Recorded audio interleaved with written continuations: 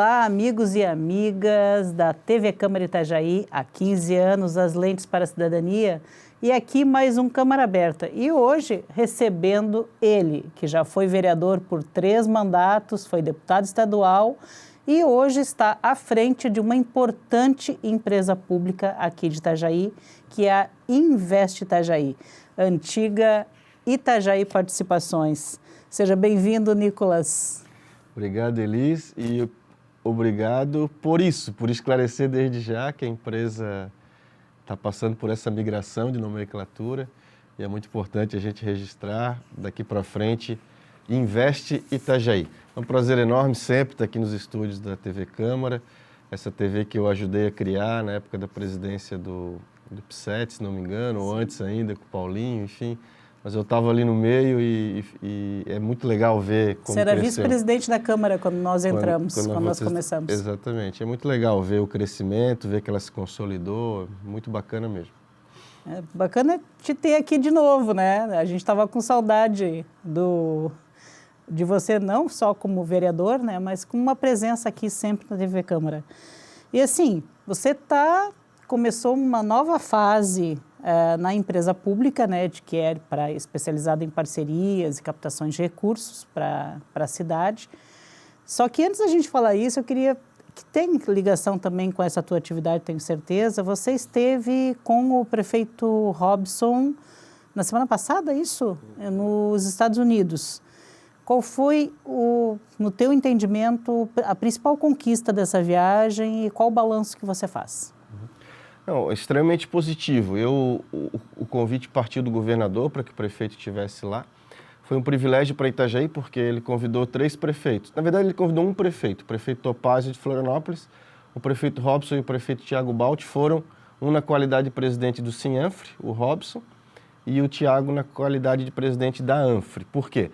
Porque havia uma agenda no Banco Mundial na quinta-feira, foi, se não me engano, dia 17, ou 15, posso estar enganado, mas foi na quinta-feira daquela semana, e para tratar do Promobis, que é um programa de mobilidade urbana que integra os 11 municípios, com transporte público integrado, com várias intervenções viárias, com obras importantes em Balneário Camboriú e com a obra mais importante de todas, aquela que pode, se consolidar, virar a chave, mudar o paradigma da mobilidade da região, que é o túnel Itajaí Navegantes. Então essa era a agenda prioritária.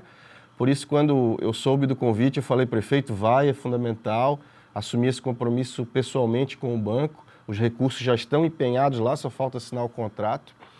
E a Secretaria de Articulação Internacional, que é comandada pelo ex-deputado Paulinho Bornhausen, fez, no contexto do Brazilian Week, que estava acontecendo em Nova York, criou o SCDI. E nos convidaram enquanto empresa também para... Ou seja, o Dia de Santa Catarina. O Dia de Santa Catarina, exatamente, dentro da Brasilian Week. Então, na verdade, eles aproveitaram que o PIB do Brasil e dos Estados Unidos estavam reunidos para discutir Brasil, para aproveitar para vender Santa Catarina. E nós ficamos muito felizes porque eles... Era uma manhã, o SCD, na verdade, foi uma manhã. Eles destacaram alguns projetos importantes do Estado, dentre eles o Promobis, e o Distrito de Inovação, que é um ativo da Itajaí, da Invest Itajaí.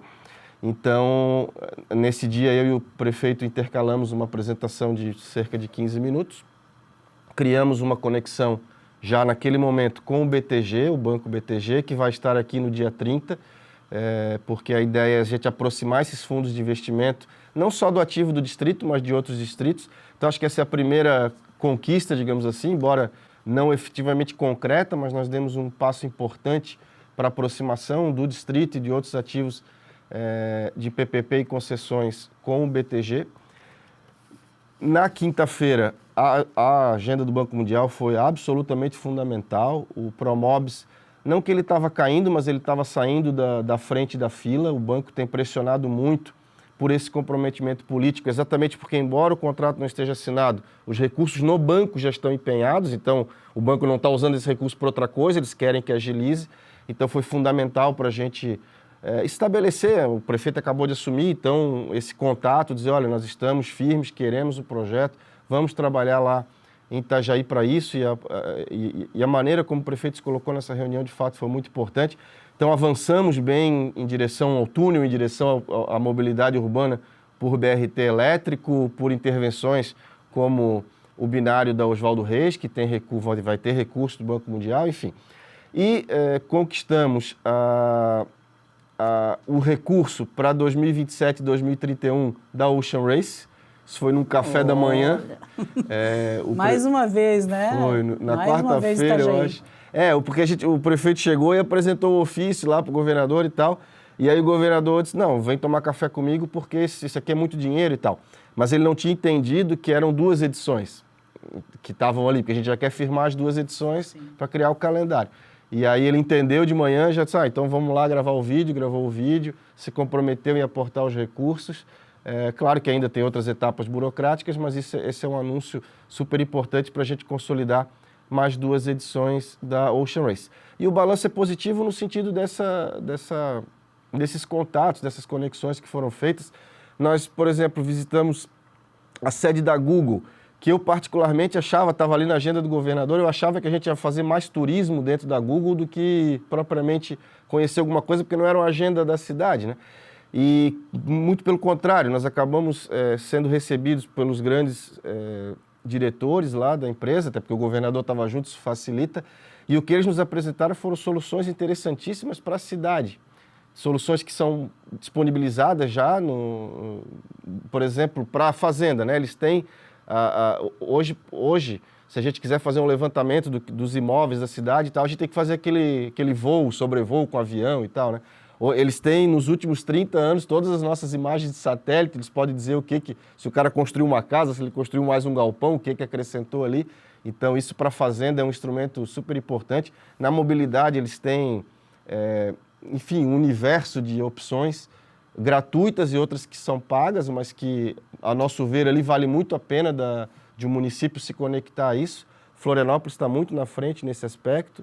Inclusive, essa agenda, quem construiu foi o prefeito Topazio de Florianópolis.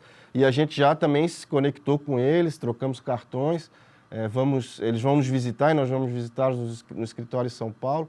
Então, pode trazer também bons resultados para a mobilidade urbana, para a fazenda, enfim, para diversos setores da administração. Foi uma agenda bem bacana. E estar com o governador, com os secretários, isso ajuda. Aproxima mais a cidade, os projetos da cidade também dessa questão do governo do estado de financiamento, né? Vou colocar uma coisa transversal. A Joinville agora processou literalmente Itajaí porque eles querem parte do ISS, do retorno de ICMS que a Petrobras deixa aqui em Itajaí no polo que ela tem no Rio do Meio. O município de Joinville está litigando contra Itajaí nesse aspecto, porque eles querem dividir esse recurso para o estado inteiro. Mas qual é a alegação? A alegação é que é só um polo de distribuição, como não tem produção e tal, é só distribuição, eles acham que esse dinheiro teria que ficar para o estado inteiro e não só para o município. Mas quem mora no Rio do Meio ou frequenta lá sabe o transtorno que aquilo causa, que aquele polo causa para a comunidade, caminhões. Então quem cuida do buraco é a gente, quem tem que cuidar do acesso para as moradias somos nós e eles querem tirar o recurso. Então o estado estava inclinado a apoiar Joinville. Nós aproveitamos da ocasião, sentamos com o secretário de Estado, Cleverson, da Fazenda, e explicamos para ele, Cleverson, nós temos um ônus por causa disso, não é só bônus que a gente tem, não é só receita. A gente gasta essa receita com uma série de intervenções que são necessárias exatamente para a manutenção do empreendimento desse na cidade. Então é injusto que os outros municípios peguem esse recurso. E eu não sei se foi por causa disso ou não, mas logo 3 ou 4 dias depois, a Procuradoria-Geral do Estado ingressou nos autos dizendo que é a favor de Itajaí e que discorda do pleito de Navegantes. Então, essa proximidade... De Joinville? De Joinville, desculpa.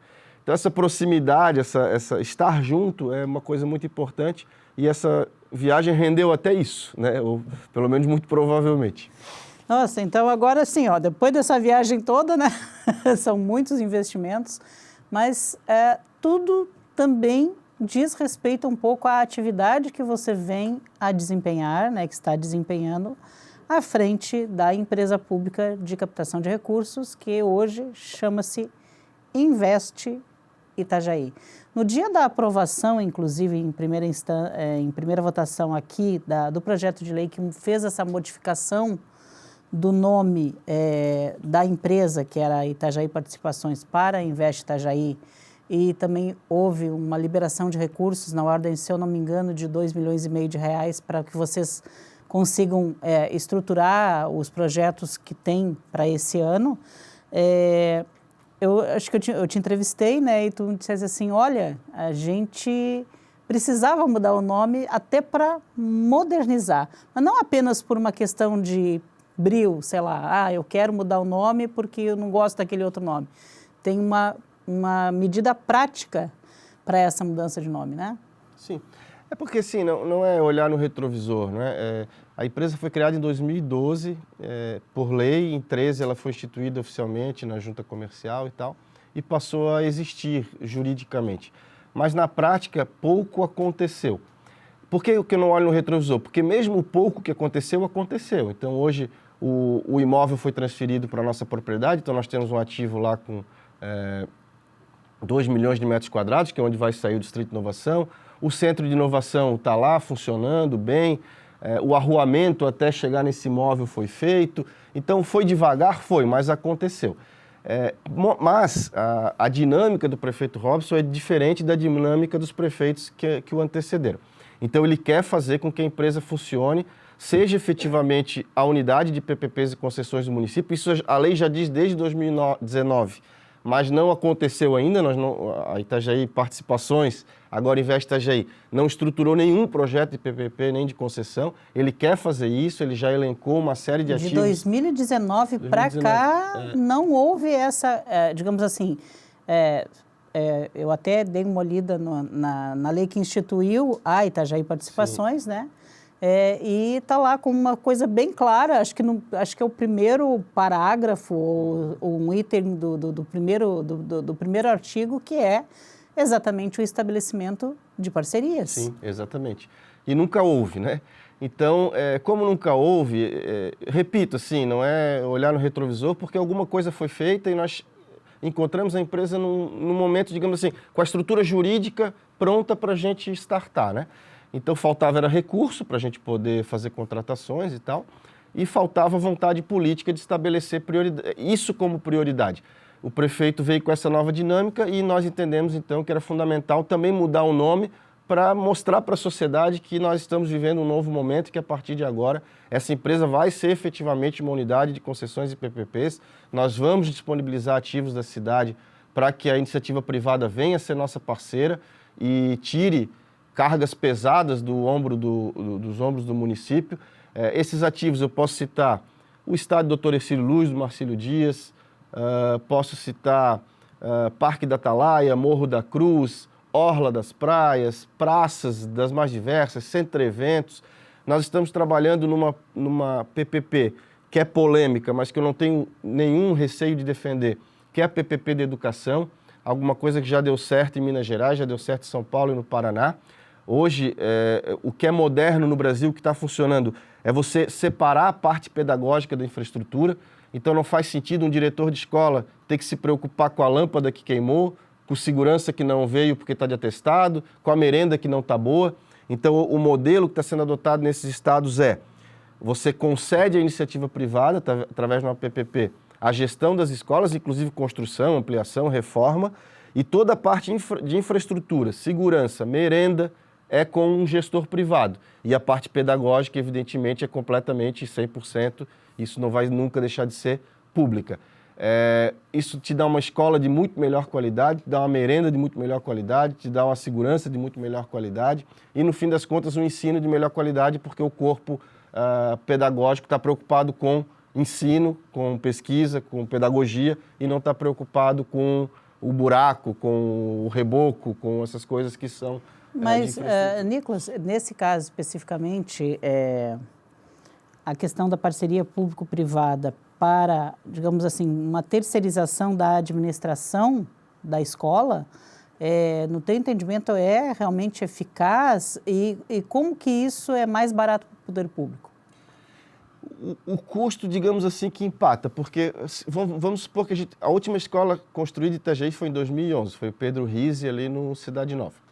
Itajaí cresceu de 2011 para cá, veja quantos mil habitantes nós temos a mais. O primeiro problema que o prefeito Robson enfrentou nessa gestão foi A situação crítica dos prédios. Em primeiro ano não tinha sala para abrigar crianças do primeiro ano. A gente teve que pedir espaço em escola estadual, dar jeitinhos nas escolas que a gente tinha. Então, hoje falta espaço físico para a construção de escola. Se tu for construir uma escola, vamos supor que custe 6, 7 milhões para construir uma escola. Se você faz isso por uma licitação, vai ganhar o menor preço, vai ser aquele prédio público que todo mundo conhece, que daqui 4, 5 anos já está tendo problema de manutenção, essas coisas. Mas isso se não houver uma boa fiscalização, né? Claro, mas é a regra, Elis, infelizmente. Infelizmente é a regra. E a PPP, você faz a mesma coisa. O privado vai investir os 5, 6 milhões, ao invés de você pagar 5, 6 milhões pela obra, você vai pagar uma espécie de aluguel para ele, pelo prazo de 25, 30 anos, então ele vai só gerenciar o prédio. A infraestrutura física mesmo. E toda a parte pedagógica, repito, fica com o poder público, o Estado, no caso com o município. A Anfre, o Sinanfre, na verdade, até tinha saído na frente, eles estavam estruturando uma PPP de educação infantil, Itajaí, dos 11 municípios, só 2 não foram. Itajaí, eu não lembro qual o outro. Todos os outros entraram na PPP de educação infantil, que vai acontecer muito em breve, e Itajaí tinha ficado fora. E o prefeito, logo que ele viu esses casos de Minas, de São Paulo, do Paraná, ele disse, olha, nós vamos ter que utilizar esse mesmo modelo aqui, porque o cara que construir a escola, o que reformar, ele vai ter que fazer um prédio de excelência, porque é ele que é responsável pela manutenção, entende? Então, ele vai querer fazer com o melhor material, com a melhor estrutura, porque durante 30 anos é ele o responsável por aquele educandário. E há indicadores de desempenho, né, Elise? Então, assim, se o cara não performar, se o concessionário não performar com qualidade, o fiscal do contrato vai dizer, ó, isso aqui não está funcionando. É como concessão de rodovia. Isso aqui não está legal, isso aqui não está legal. O valor repassado por mês abaixa. Então, se ele performar bem, ele ganha no cheio do contrato. Se ele não performar bem, ele ganha abaixo. Então, essa é outra questão que a gente está trabalhando como unidade de PPP concessões. Tema polêmico, né? Bem polêmico. E a gente vai ter que gastar talvez mais meio bloco, mais um meio bloco para falar sobre isso. Daqui um pouquinho a gente volta, é só o tempo da gente tomar uma aguinha e dar uma descansadinha. A gente vai conversando por aqui.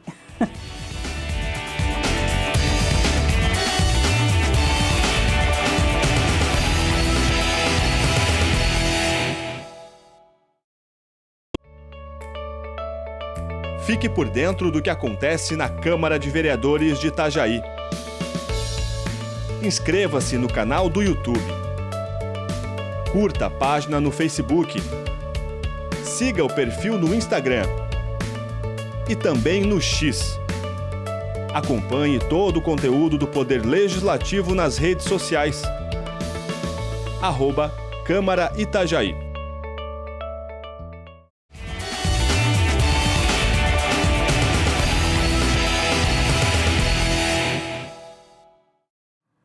Voltamos aqui no Câmara Aberta, que hoje entrevista o diretor-presidente da Invest Itajaí, o Nicolas Reis Moraes dos Santos. Nicolas, a gente fechou o primeiro bloco falando, digamos assim, de uma PPP que ainda vai dar muito o que falar, né? Porque, com certeza, muitos setores vão estar contra essa ideia. Mas explica para a gente aqui, eu até te perguntei isso agora no intervalo, qual é a diferença, por exemplo, de uma concessão de uma empresa, porque a gente sabe que teve muitos hospitais por aí que foram concedidos para iniciativa privada e continua não funcionando. E qual é a diferença disso para uma parceria público-privada, como a que vocês estão querendo fazer na educação? Tanto é que, por exemplo, para a saúde a gente não tem nem plano de fazer PPP nem concessão, porque podia funcionar melhor, lógico, a saúde você pode melhorar, mas em regra a gente acha que as coisas funcionam bem. Mas na educação não, a gente tem... É muito problemático essa coisa do diretor ter que cuidar da parte pedagógica e da parte de infraestruturas. Para a gente está muito claro, é um diagnóstico que está muito claro. Assim, ó, a gente chama de parceria público-privada tudo que tem a ver com o privado. É uma nomenclatura que fica generalizada no senso comum. Mas na lei, PPP é uma coisa, concessão é outra. Qual é a diferença prática disso? A concessão clássica, rodovia, por exemplo. Né, o governo federal tem a BR-101, por exemplo, concedida. Então, uma empresa vai lá, participa da licitação, paga uma outorga para o governo federal, tantos milhões. Geralmente, quem dá a maior outorga é quem leva. e ele vai gerenciar e cobrar pedágio, né, vai se remunerar com o pedágio e vai ficar tocando aquilo ali dentro de regras do contrato, evidentemente, de como que a rodovia tem que ser, que tipo de equipamento de segurança tem que estar lá, se tem que duplicar, se não tem, mas tudo isso está na conta que ele vai passar a quem utiliza daquele serviço, né? Isso é uma concessão clássica, você transfere a um terceiro, a um privado, a gestão de determinado ativo, de determinado patrimônio. Durante um determinado tempo, Sempre durante e o aí o governo só cobra os impostos. Sim, mas sempre durante um tempo. Ao final de 30 anos, geralmente varia de 25 a 35 anos, de repente, dependendo do equilíbrio econômico-financeiro que vai estar estabelecido. E aí isso volta para o poder público, né, no final desse contrato, se não for renovado. Tanto na concessão quanto na PPP, o ativo é sempre público, né? Ele não é, a gestão é transferida, mas o ativo continua. Diferente de uma privatização. A privatização você pega um ativo que é público e vende, aliena mesmo, é como se fosse uma venda, e o privado vai ficar com aquilo para sempre. Nem na concessão, nem na PPP é assim. Sempre fica com o público, você transfere só a gestão. A PPP, embora também tenham PPPs que sejam parecidas com a concessão, a PPP da educação, por exemplo, e a grande maioria, o Estado remunera aquele privado que vai fazer a gestão. Então, na PPP da educação, tanto nos cases de Minas Gerais, São Paulo e Paraná, que eu citei, que são os mais emblemáticos, os municípios, lá o governo do estado, pagam para um privado fazer aquela gestão. Quando fala paga, as pessoas dizem, não, como vocês vão pagar e vai sair mais caro?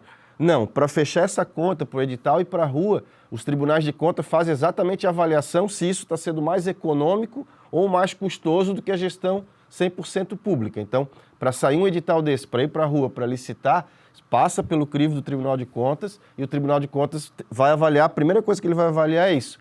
Faz sentido econômico para o município? Faz. Então, beleza. Então, vocês estão aptos a fazer essa estruturação e ir a mercado buscar um parceiro para fazer gestão de infraestrutura, não pedagógica.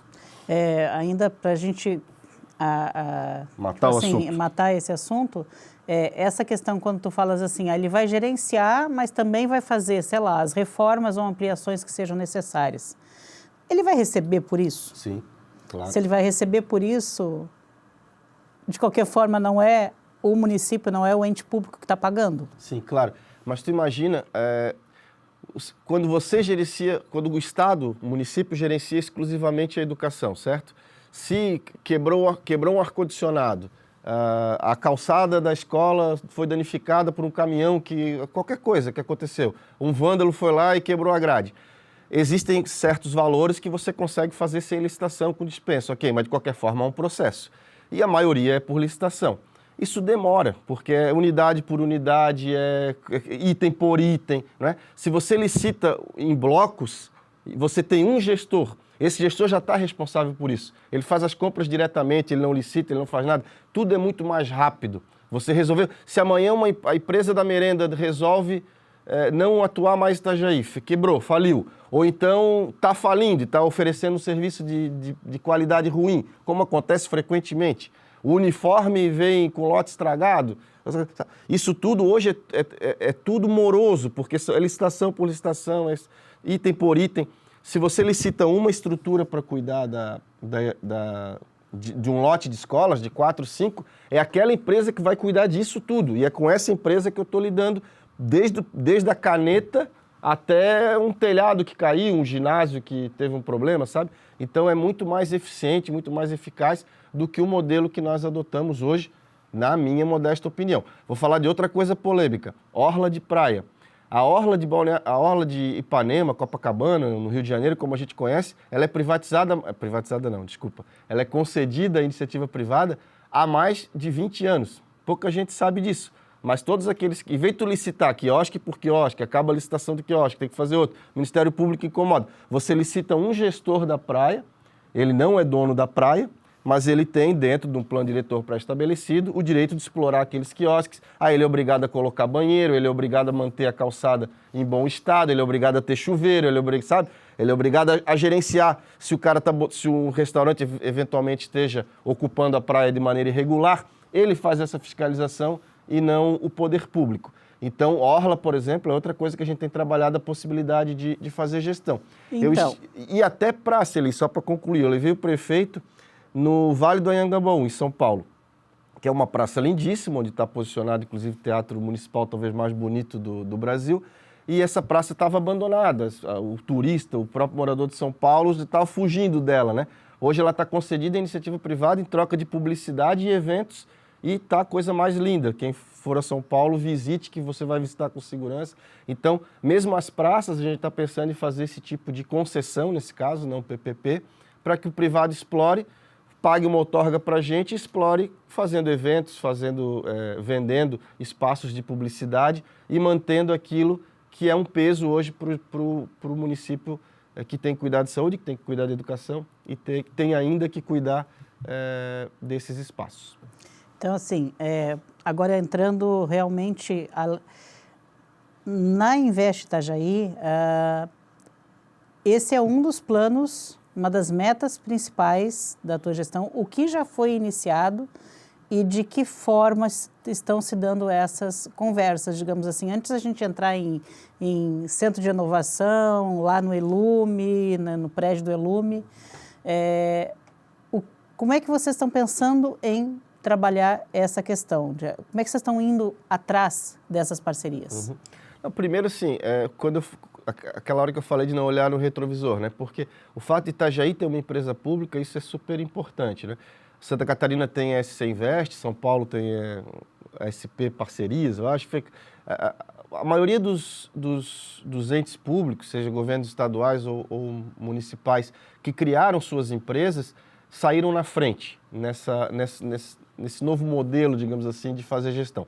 O próprio governo federal, se a gente considerar o governo Lula um governo de esquerda, ele tem um programa de parcerias de investimentos, que é o PPI, que fica dentro do gabinete da presidência da República e que tem linhas de crédito via BNDES e tal, diversos estruturadores parceiros. Então, eles estão, fomentando, incentivando que os municípios criem suas próprias empresas públicas e façam a gestão desses patrimônios através de empresas públicas. Por quê? Porque o mercado prefere conversar com a empresa pública do que com o município ou com o Estado diretamente, porque a empresa pública tem mais liberalidades. Então, o que nós fizemos? A primeira coisa, criamos uma carteira de ativos, que o prefeito, evidentemente, que definiu, daquilo que ele pretende dispor para que a iniciativa privada seja parceira, e nós estamos numa fase de sondagem de mercado. Então, a gente está procurando e sendo procurado por players interessados em investir em Itajaí, nesses ativos, certo? Por quê? Porque hoje há mecanismos modernos, por exemplo, a MIP, que é a manifestação de interesse privado. Antigamente, se eu quisesse licitar o mercado de peixe, por exemplo, que é um problema em Itajaí, se eu quiser licitar o mercado de peixe, eu teria que fazer um projeto na Secretaria de Urbanismo, usar os engenheiros, arquitetos do próprio município, desenvolver um projeto e licitar esse projeto. Não raras as vezes, essa licitação dá deserta, porque os empresários olham para aquele projeto feito pelo município e dizem: isso aqui não vai dar lucro, não me interessa, e o cara não pega aquele ativo. Então, o que a gente está fazendo? A gente está dizendo para o mercado o seguinte: apresentem vocês o projeto. Então, nós já temos um decreto de MIP, um decreto de PMI, que é outro modelo, e a gente quer que o próprio privado diga aquilo que eles querem. Por exemplo, Estádio do Marcílio, diversos projetos já foram feitos ali, já venderam um monte de ilusão, nunca viabilizou economicamente para ninguém pegar. Então, que não é do Marcílio, na verdade. É do município. É do município. Então, mas de qualquer forma não viabiliza, nem para o Marcílio, nem para o município. Então, o que a gente está dizendo? No mercado, apresentem para nós um modelo de arena que seja interessante para o clube e de exploração do entorno que seja interessante para vocês e para a cidade. Então, nós estamos exatamente nessa fase de sondagem de mercado para, a partir do segundo semestre, a gente iniciar efetivamente os projetos de estruturação de eventuais projetos que cheguem e vão chegar, porque nós já temos conversas bastante adiantadas em diversos desses ativos, né? Tem bastante gente interessada. E assim, Nicolas, para todos esses planos que vocês estão colocando aí, estão começando a trabalhar fortemente, com que equipe que tu conta? Com quantos existem um quadro de servidores, de contratados? Como é que vocês estão? Qual é a administração que vocês contam, os administradores, para viabilizar esses projetos e para ir atrás? Esse é o nosso problema, Elis, é muito pequenininho, né? Nós temos 3 diretores, eu sou um deles. Aí nós temos lá 4 estagiárias, essa é a nossa equipe, 7 pessoas. Mas a maioria das estruturações dessas parcerias público-privadas e concessões geralmente se dão com estruturadores que estão no mercado. Vocês fazem contratação? Isso. Bancos, né? O BRDE faz isso, o BNDES faz isso, a Univale faz isso. As universidades, em geral, têm equipes profissionais para fazer essas estruturações, mas elas custam dinheiro, evidentemente. Mas a regra é essa, as empresas contratam por dispensa de licitação, em regra, porque são entidades sem fins lucrativos, a grande maioria, e você contrata essas entidades que estruturam o projeto. Mas para a gente chegar nessa estruturação, a gente precisa ter um mínimo desenhado para poder ir a mercado, contratar e efetivamente fazer isso. Só quero voltar na pergunta anterior. Quando a gente fala desses ativos, para a gente estar vendendo a cidade. Se eu, por exemplo, quiser fazer uma concessão do mercado de peixe, eu tenho que destacar o ativo, o prefeito tem que mandar um projeto para a Câmara tem que aprovar, né? Da educação é a mesma coisa, cada PPP, cada concessão tem que ter uma lei específica autorizativa e vai à licitação, evidentemente. A não ser que alguém... E aí, nessa lei já tem que ser estabelecidos todos os compromissos, tanto por parte do poder público quanto por parte da entidade privada que possa vir a colocar. As regras já têm que estar dispostas nesse projeto de lei? Nessa legislação, sim, sem dúvida. Pelo menos as regras gerais, né? Depois vai estrutura a licitação e... Compromissos, o que a empresa tem que realmente apresentar de serviço para poder ser remunerada de volta. Exatamente. E sempre no processo de concorrência licitatório, né? Sempre. A não ser que a empresa que vá atuar tenha uma especialidade muito peculiar, assim, que aí a legislação autorizaria uma dispensa. Mas como regra, é um processo de concorrência público, né? Então, a gente conversa com o player, por quê? Porque não adianta eu disponibilizar o ativo e não ter ninguém interessado. Então, eu preciso primeiro saber se o mercado topa aquilo, se tem alguém interessado. No caso da MIP, aí alguém se interessa. O caso da MIP é muito interessante, porque MIP é? Manifestação de interesse privado. Já há um decreto Itajaí para isso. Então, imagina que o cara quer o mercado de peixe, um grupo econômico, eu quero tocar o mercado de peixe. Ele vai apresentar um projeto através da MIP, o próprio decreto já estabelece um conselho, o conselho vai dizer, olha, tá legal ou não tá legal, precisa alterar isso, aquilo, né? Mas se ele disser, não, ok, projeto show de bola, vamos licitar esse projeto. Esse cara que apresentou o projeto, que gastou dinheiro para fazer um projeto de engenharia, executivo e tal, ele vai participar da licitação, evidentemente. Se ele perder a licitação, quem ganhar é obrigado a ressarcir ele pelo investimento que ele fez no projeto. Então, é uma modalidade super moderna, pouco utilizada, mas já utilizada, e que a gente pretende estabelecer quase que como regra em Itajaí, porque faz muito mais sentido você receber o projeto do que você fazer um projeto que eventualmente vá para uma licitação e ninguém se interesse. Então, tá bom, nós já estouramos o nosso segundo bloco de novo, mas no terceiro bloco a gente ainda tem coisa para falar, tá? Centro de Inovação é uma delas, Distrito de Inovação, tá? Próximo bloco, vem aí, é só o tempo de tomar uma aguinha.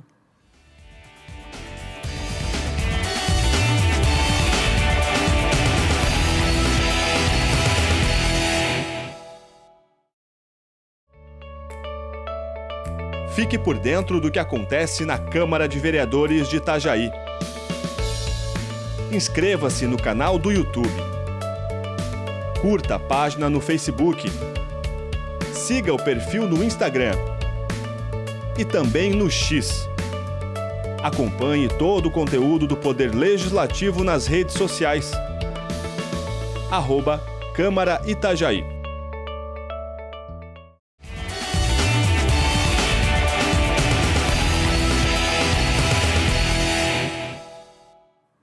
Voltamos aqui no Câmara Aberta, que hoje entrevista o Nicolas Reis Moraes dos Santos, o diretor-presidente da Invest Itajaí.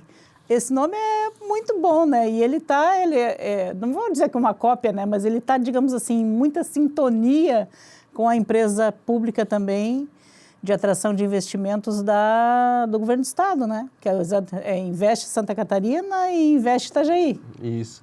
A ideia do prefeito foi exatamente essa, né? Ele tem essa conexão política, partidária com o governador do estado. E lá também se mudou o nome, tinha outro nome também, então ele quis também fazer essa conexão. E sonoramente é bom interessante, também. né? Investe Itajaí, né? E assim, Nicolas, falando em governo do estado, eles são, digamos assim, um dos responsáveis pelo Centro de Inovação, o ELUME, né? Que pelo menos assim foram, né? Eles construíram e são eles que gerenciam ou quem gerencia é a Investe Itajaí? Nós gerenciamos, mas são 15 centros de inovação no estado. O de Itajaí? O de Itajaí, vocês... É um dos 15. Sim, não, só gerenciamos o Itajaí, claro, né? E são 16 no estado, o 16º, na verdade, está ficando pronto agora, que é o de Brusque, né? Então, os centros de inovação são um ecossistema de inovação do estado, eles fazem parte de um ecossistema, tem regras próprias nos editais de ocupação desses espaços, né? As universidades todas estão em todos os centros, então no nosso aqui está a Universidade Federal de Santa Catarina, o Instituto Federal de Santa Catarina, o DESC e o Univale. Né? Temos 4 instituições de ensino lá e várias empresas que participam do edital. No edital, basicamente, a empresa tem que ter um projeto de inovação e ou tecnologia. Rodam projetos de incubação, de aceleração de startups. Também a Univale tem um projeto muito legal lá dentro, que é o Marina Tech. Tiveram até mais inscritos do que oportunidades, né? E as universidades fazem trabalhos lá. Enfim, é um equipamento super legal, pouco conhecido das pessoas. Eu convido todos a irem lá, na Itaipava, na rua Manuel Bernardes. É um equipamento excepcional e que é o cartão de visita para o nosso distrito de inovação, né? Então, a gente está cuidando muito bem do ELUME, assim, porque ele é uma porta de entrada para aquilo que a gente quer fazer a partir dele. E assim, Nicolas... O ELUME hoje, ele já está composto por todas as empresas que poderiam se instalar lá? Ou ainda tem vaga, digamos assim, espaço para quem quiser investir lá no ELUME? Ele tá próximo de 100% de ocupação, ele chega a 100%, daqui a pouco vaga uma sala, sabe? As oportunidades, se não tem hoje, a oportunidade aparece daqui 10, 15 dias, porque são bastante salas. Às vezes alguém vai lá, aluga um espaço um pouco maior, vê que precisa de menos, aí daqui a pouco sobra lá, porque são todas salas modulares, então a gente consegue readequar também. As universidades, por exemplo, como a gente estava com 100% de ocupação, tinha universidades que não estavam ocupando 100% dos seus espaços, a gente pediu que elas cedessem, eles cederam, a gente já arrumou mais um espacinho. Então, se alguém tiver um projeto de tecnologia, de inovação, ou o setor da empresa e quiser levar para lá, a gente dá um jeito de abrigar, não tem problema. Tá, e o distrito? Quando sai do papel? Porque desde que eu vim para Itajaí, eu ouço falar nesse distrito de inovação. Elisa, esse é o nosso desafio número 1, né? A gente falou dos ativos, das PPPs e concessões que são uma determinação do prefeito, que são obrigação nossa, evidentemente, mas a lei que constituiu a empresa, tu falasse dela em 2012, quem quiser ler a lei está lá, a empresa foi criada prioritariamente para desenvolver um distrito de inovação naquele imóvel. Então, esse é nosso número 1, assim, tá no topo da nossa lista do planejamento. Nós já começamos a desenvolver todo o projeto de estruturação de uma parceria estratégica ou de uma SPE. O modelo é o mercado que vai dizer, mas a gente já está com um rol de modelos à disposição do mercado, conversando com vários investidores, vários fundos, gente interessada. Mas há uma disposição, tanto nossa da empresa, mas muito por determinação do prefeito Robson, do vice Rubens, de a gente vocacionar o distrito. Porque... Isso significa o quê? Por exemplo, nesse setor aqui, ele vai ser para determinado tipo de indústria. Isso, nós estamos... Que tipo de indústria? Isso, nós estamos observando, a nível de Brasil e com a reforma tributária. Com a reforma tributária a gente perde e a gente ganha, outros estados perdem e ganham. A indústria farmacêutica hoje do Brasil, ela está concentrada num estado mas ela só está lá por conta dos incentivos fiscais que vão cair com a reforma tributária. E Santa Catarina é um dos grandes consumidores de medicamento do Brasil. Nós estamos numa região portuária, não só por Itajaí Navegante, mas por causa de Itapuá, por causa de Imbituba. Nós temos uma infraestrutura portuária grande, uma infraestrutura aeroportuária também, porque muitos dos insumos para a indústria de medicamento vem importado, então, pelo modal aéreo. Então, nós temos todas as condições de sermos, eventualmente, o receptor, né, o beneficiário desse novo momento que a reforma tributária vai criar a nível do Brasil. Então, o que Itajaí está oferecendo, digamos assim, para atrair esse tipo de investimento que é a indústria farmacêutica? Nós estamos tentando exatamente vocacionar o Distrito de Inovação. Por que a gente pensou na indústria farmacêutica? Porque Itajaí já tem um polo de distribuição de medicamentos, teve incentivos fiscais lá atrás, hoje fica na Multilog, só não cresceu, já é grande, mas só não foi maior exatamente porque tinha essa trava dos benefícios de outro estado da federação. Então a gente tem certeza que a atração desse tipo de investimento vai fazer sentido e é um investimento que traz inovação e tecnologia, porque junto com essas indústrias vem necessariamente laboratórios. Então, assim, se a gente pensar que se a gente abrir sem vocacionar, não é que a gente não vai fazer isso, a gente está numa fase de planejamento ainda, tudo que eu estou falando aqui é muito preliminar. Mas se a gente simplesmente licitar o distrito para qualquer tipo de indústria, imagina a indústria têxtil, posso estar falando bobagem, mas eu não vejo como a indústria têxtil possa agregar tanto inovação e tecnologia na manufatura que já está consolidada ao longo de centenas de anos, enfim. E a indústria farmacêutica não, ela necessariamente traz junto consigo profissionais, pesquisadores, professores, laboratórios, e a gente conseguiria, portanto, encaixar bem o polo de inovação. Embora a gente pode ainda, isso também é uma decisão que está pendente, fasear o projeto, né? Parte pode ser para fármaco, parte pode ser para outro tipo de indústria, isso também não está descartado e isso também é possível. Mas o que vale para a carteira de ativos vale para o distrito. Nós estamos na fase de sondagem de mercado. Nesse caso do distrito, eu posso, com certeza, mais do que 5, 6 players já vieram falar conosco, já sabe, me apresenta o projeto, quero ver os projetos executivos, vários grupos econômicos. O BTG agora, que eu citei, que vai vir aqui dia 30, também interessado nisso e aproximar os fundos desse investimento em particular. Então, eu tenho certeza que o distrito vai sair.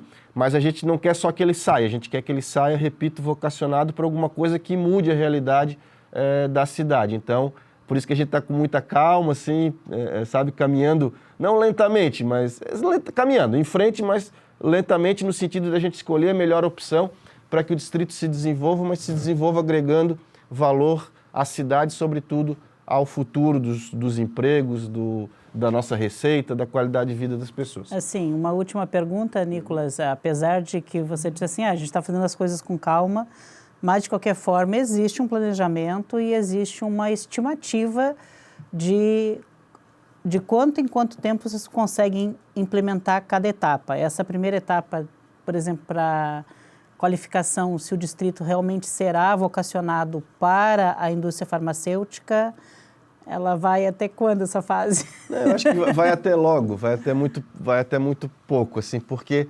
é aquela coisa, a gente não quer errar, não é? Então, para não errar, nesse sentido que eu digo que a gente precisa ter calma, para não errar, a gente precisa estar muito certo de que a gente está se agregando aos players que têm tamanho, que têm capacidade de desenvolver. Então, a gente está nessa fase de conversar, de olhar balanço de empresa, de entender se esses players têm de fato condições, para aí sim a gente estruturar um processo de licitação e a gente ter pelo menos 1, 2, 3 dispostos a participar, né? Então, e ter também uma boa base para saber o que Itajaí pode oferecer efetivamente, por exemplo, como renúncia fiscal ou como a apresentação de custeio, subsídio para infraestrutura, como é que é? Sim, isso é uma coisa muito complicada. Assim, a reforma tributária hoje é um como é que eu vou te dizer? É um labirinto, uma coisa tão complexa que nem os melhores especialistas conseguem explicar para a gente tudo, né? Mas a verdade é que não vai poder ter mais incentivos fiscais. O que se está falando é na criação de fundos soberanos dos municípios, que a Invest Itajaí está autorizada por lei a constituir, para que esses fundos possam subsidiar eventuais empresas. Então você tem se você está falando de fármaco, sei lá, a Bayer quer vir para Itajaí, a gente tem condições de financiar ela não por incentivo fiscal, mas com dinheiro mesmo. Não, então esse fundo compra o terreno para ela, dá o terreno para ela e isso pode ser um fator decisivo entre ela escolher ficar em Florianópolis ou Itajaí, por exemplo, né? Então, isso a gente tem pensado, sim, nós estamos com um grupo de trabalho estudando essas questões. Se não dá de um lado, a gente vai achar uma maneira de atrair esses investimentos de outros, com certeza. Nicolas, muito bom te receber aqui, viu? Com certeza esteja sempre convidado a voltar, porque assunto não falta. Não. Vê que falaríamos mais uma hora, certamente, né? Elisa, é um prazer enorme. Em breve a gente vai ter novidades mais concretas e eu teria o maior prazer de voltar aqui para destrinchar isso tudo. Com certeza. Muito obrigada, viu, Nicolas? Eu que agradeço. Obrigado. E obrigada a você também, porque nos acompanha. Continue assistindo a nossa programação aqui pelo canal 14 da Claro TV e também no YouTube da TV Câmara Itajaí. Faz 15 anos que nós somos, Lentes para a Cidadania. Lá no YouTube, não se esqueça, tá? Se inscreva no nosso canal, compartilhe os nossos vídeos, curta as nossas publicações e, faça a boa e correta informação circular. Até o próximo Câmara Aberta.